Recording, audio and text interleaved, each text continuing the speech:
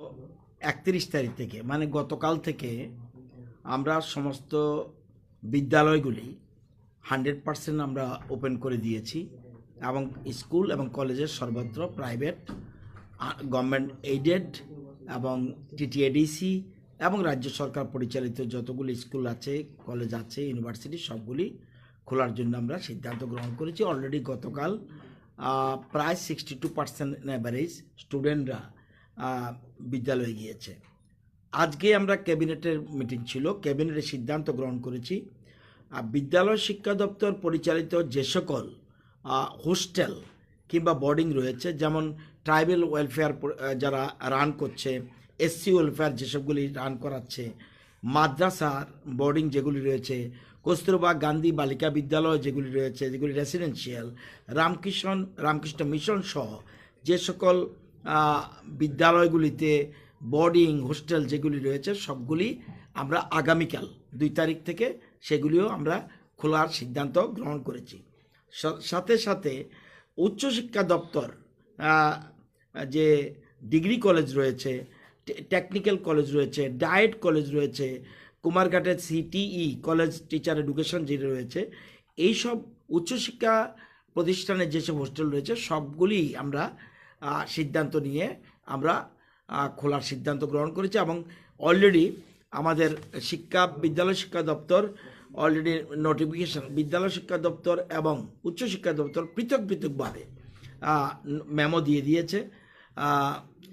যেমন আমরা 29 তারিখ যে সিদ্ধান্ত হয়েছি, এই সিদ্ধান্তের পরে it is further decided that all the hostels, boarding houses attached to school education department and run by SC welfare department, tribal welfare department, minority welfare department and Samagra Shikha shall be opened with effect from 2/2/2022 মানে আগামীকাল থেকে খোলার সাথে সাথে যারা higher education থেকে পৃথকভাবে higher education department that all hostels under general degree college, technical college and professional colleges like CTE, Kumarghat and all 4 diets will be opened from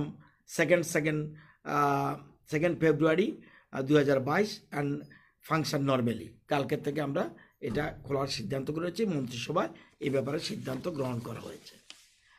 আজকের মন্ত্রিসভায় আরেকটা সিদ্ধান্ত বিদ্যালয় শিক্ষা দপ্তরে রয়েছে, অন্য দপ্তরের ব্যাপারে অন্য দপ্তর যেগুলি সিদ্ধান্ত হয়েছে সেগুলি আমাদের তথ্যমন্ত্রী উনি করবেন। আজকে আমরা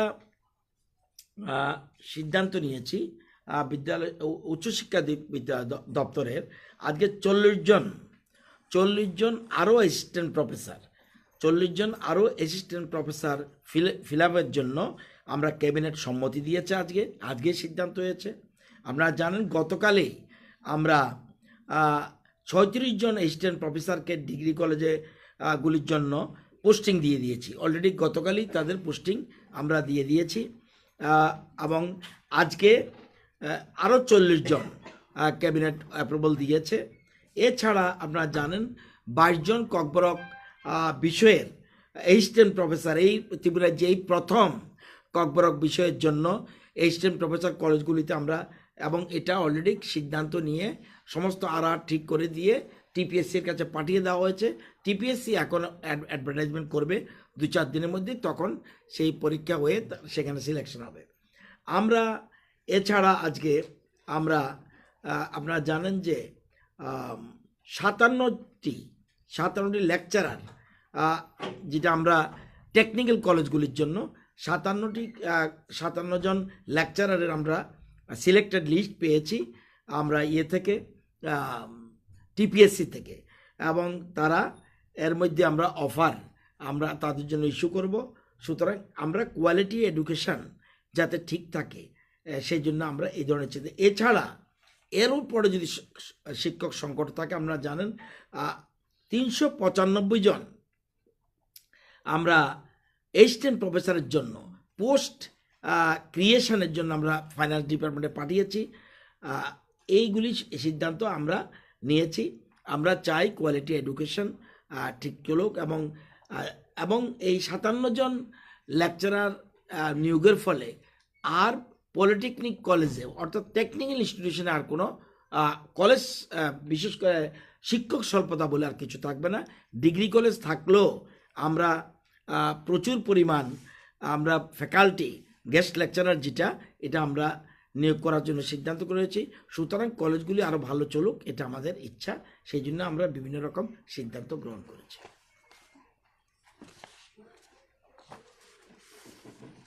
এতটুকু। হ্যাঁ, ইয়েস, 395 জন এসিস্ট্যান্ট প্রফেসরের পোস্ট আমরা ক্রিয়েশনের জন্য ফাইন্যান্সের কাছে পাঠিয়েছি। আর আজকে যেটা ক্যাবিনেট সম্মতি দিয়েছে 40 অ্যাসিস্ট্যান্ট প্রফেসরের ক্যাবিনেট অলরেডি সম্মতি দিয়েছে। আমরা এখন সেগুলির জন্য আমরা ইয়েতে পাঠাবো, ডিগ্রি কলেজ। আপনারা জানেন, এটা আপনাদের নলেজ থাকা ভালো, technical diploma level technical institution অর্থাৎ পলিটেকনিক যেগুলি রয়েছে এগুলিতে আমাদের টোটাল পোস্ট 94। আপনারা জানলে আশ্চর্য হবেন, এই 94 জন্য কজন ছিল এতদিন? মাত্র 29 জন ছিল, মাত্র 29 জন। দীর্ঘ বছর ধরে পলিটেকনিক কলেজগুলি চলছে, 94 জন স্যাংশন পোস্ট, সেই মধ্যে ছিল মাত্র 29 জন। আমরা এখন 57 আমরা লিস্ট পেয়ে সিলেক্টেড লিস্ট পেয়েছি।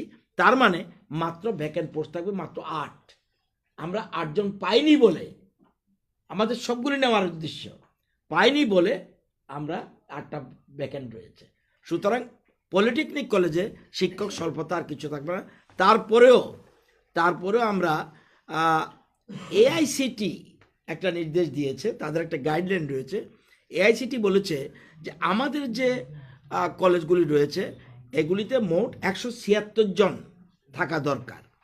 আমরা এই জন্য এটার জন্য আমরা আরও 84 জনের জন্য পোস্ট ক্রিয়েশনের জন্য আমরা ফাইল পাঠিয়েছি।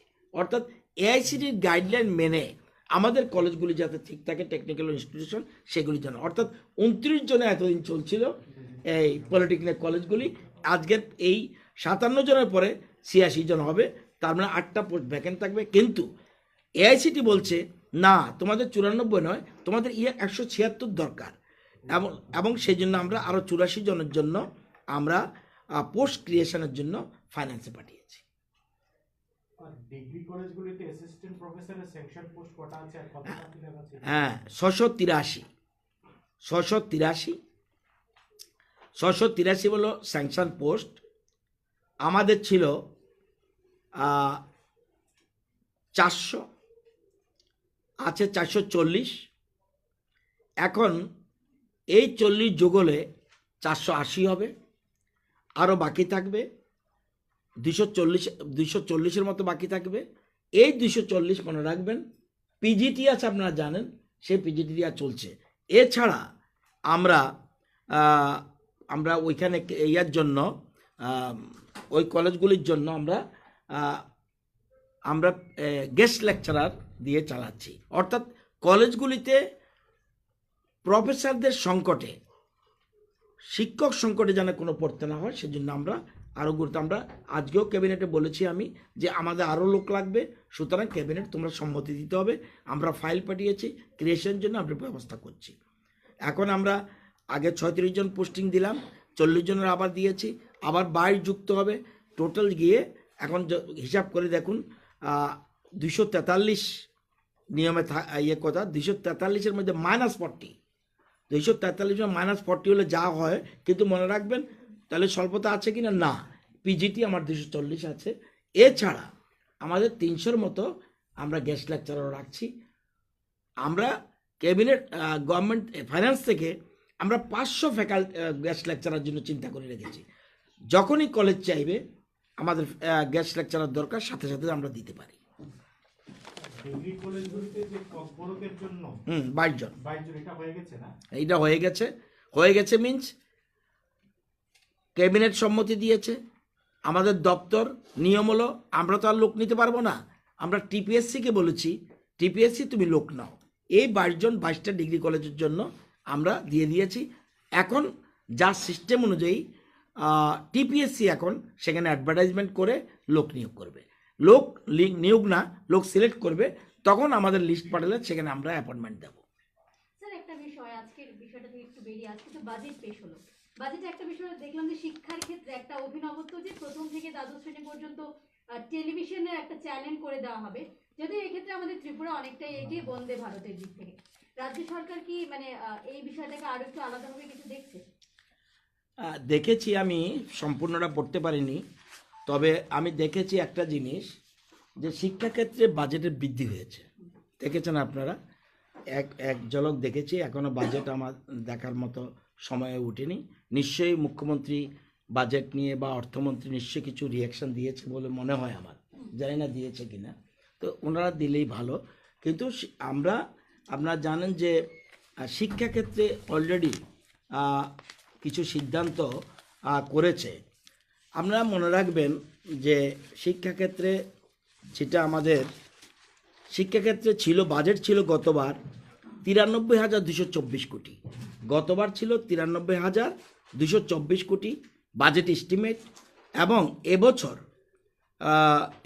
আমরা বাজেটে 1,04,278 কোটি, 1,04,278 কোটি শিক্ষাক্ষেত্রে বাজেট 11.85%, অর্থাৎ 12% বৃদ্ধি হয়েছে।